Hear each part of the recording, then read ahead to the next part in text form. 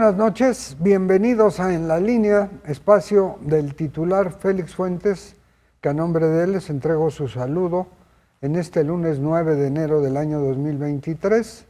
Ya quedaron atrás los hechos de Sinaloa y ahora la llegada del presidente Joe Biden, del primer ministro Trudeau de Canadá, a la reunión trilateral con México. Ocupa la agenda. Georgina, buenas noches. Muy buenas noches, muy feliz año para ti y para toda la audiencia. También, Georgina. Y bueno, no cabe duda que los temas fundamentales en esta visita pues son migración, son seguridad y es tráfico de drogas. Sobre todo porque no cabe duda que la frontera tan grande de 3.200 kilómetros de México con Estados Unidos, pues es un constante hilo muy sensible de tráfico de drogas de allá, de aquí para allá y de allá para acá, de armas y cartuchos. Así es, la verdad es que pareciera que las pláticas ya sucedieron, ¿no? Con todos los hechos que hemos estado viendo en los últimos días, con las decisiones que se han tomado sobre migración, de que van a recibir, que México va a recibir a los inmigrantes todos los días en nuestro país para que no van a esperar aquí sus trámites de refugio. Una vez más, ya nos había sucedido al principio del sexenio, pero una vez más Estados Unidos logra hacer esta presión, de la aprehensión de Ovidio Guzmán, a lo mejor en esta conversación de si las armas, la demanda de México civil a Estados Unidos contra las armadoras de armas, etcétera. Y por supuesto que viene también la presión sobre el TEMEC y los asuntos de comercio internacional con ellos, que nos llevan pues ahora sí que al límite de paneles de discusión en donde pues probablemente si México no avanza en la reforma energética o en algunos otros temas como el maíz, por ejemplo, pues tendremos que pagar unas multas millonarias. Sobre todo en el caso del maíz, el maíz transgénico, que nadie ha podido demostrar que es dañino al cuerpo humano y que de hecho se consume en varios países, es un tema que deja de importarse hasta el 2025, ya que no está López Obrador. Y esto también tiene que ver con otros temas relacionados con energía del TLC, del Tratado de Libre Comercio. Bueno, pues ya tenemos la visita, veremos en qué terminan las negociaciones. También es importante decir que llevamos 2 años desde aquel suceso en Estados Unidos de la toma del Capitolio y vemos que las fuerzas en Estados Unidos, en términos de la carrera presidencial, que este año se nomina que son las primarias en Estados Unidos y tendremos más claridad de quién será el candidato presidencial, pues toda esta carrera presidencial de Joe Biden, si se va a reelegir, que ha dicho que se quiere reelegir, pues tendrá también muchas consecuencias en la relación de un presidente en México que está terminando su sexenio y que este año tenemos importantes fechas electorales y también pues nuestra propia carrera presidencial también viene muy determinada de esta relación entre los presidentes y con Canadá también. Este año en México será el Estado de México y será también la elección de Coahuila.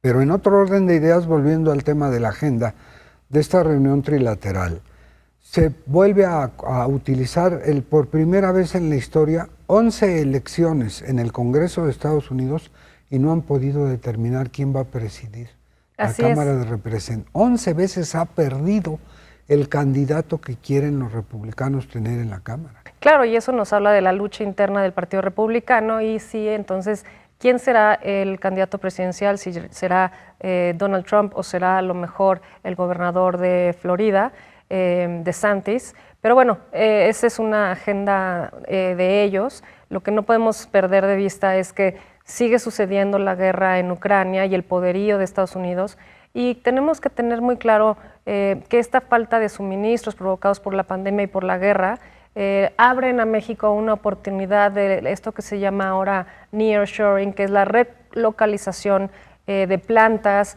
de fábricas, etcétera, en las que México puede ser un gran lugar para esa inversión. Y sin embargo, con lo que está sucediendo en nuestro país, pues difícilmente podría generar confianza a la inversión extranjera y también veremos en esta visita si esos temas generan, si realmente Canadá y Estados Unidos confían en traer esos negocios a nuestro territorio. En este sentido también es importante revisar de la forma en que México, Canadá Estados Unidos, tienen una relación que tiene pendientes en materia energética a nivel de llevarlo a un panel que si pierde México le costaría una gran cantidad de miles de millones de dólares, pero además que la inversión extranjera se iría por no tener garantías y haber llegado a ese nivel de un panel. Claro, pero además de que paguemos las multas, pues no solamente es el pagar la multa, sino el establecer un futuro para México, generar empleos, provocar más estabilidad con la llegada de compañías extranjeras, bueno, con toda esta derrama económica y este ciclo en la economía que provocan, ¿no? Y creo que México está perdiendo esa oportunidad. Por ejemplo, con lo que está pasando con Ovidio Guzmán, pues vemos que sí, finalmente las Fuerzas Armadas sí saben en dónde están los criminales, cuándo detenerlos, que sí tienen capacidad de inteligencia.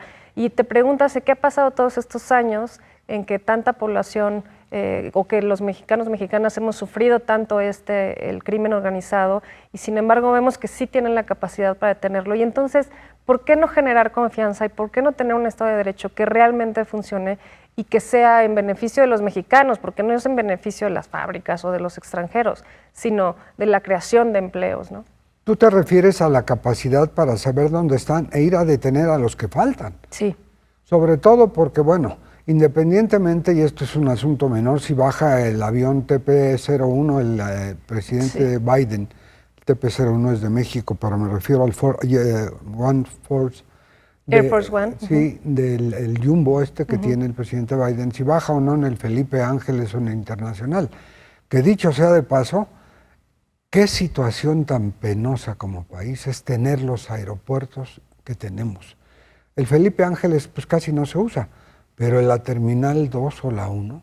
Sí, la verdad es que tuve la experiencia hace unos días y antes no era así, no teníamos estos problemas. Estábamos, por ejemplo, en la fila de seguridad y se derrumbó el techo y se cayó una cubeta. ¿Se cayó el plafón? Sí, en la seguridad, en el área de seguridad. Sí. Al pobre señor no le cayó la cubeta encima de milagro, pero bueno, se bañó todo de agua.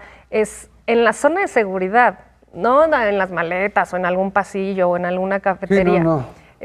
Obviamente, pues las filas son larguísimas, no hay personal suficiente, no hay personal de limpieza, etcétera. ¿De migración? No, migración es una barbaridad. La verdad es que tienen muy poco personal. Ya ves la presencia de la Guardia Nacional y sin embargo no es más eficiente. Estaba atascado. Por un lado dices, qué bueno que vengan extranjeros al país, ¿no?, a pasar unos días, pero por otro, pues también una ineficiencia brutal que no te da esta idea de ser un país eficiente y seguro, desorganizado, etcétera, ¿no? Sobre todo porque da pena ajena, aparte del coraje como nacional, que pagas tus impuestos y dices, bueno, y el aeropuerto, la 2, está hecho un asco. La 1, pues por ahí va. No hablemos de sanitarios y eso porque, bueno, es peor.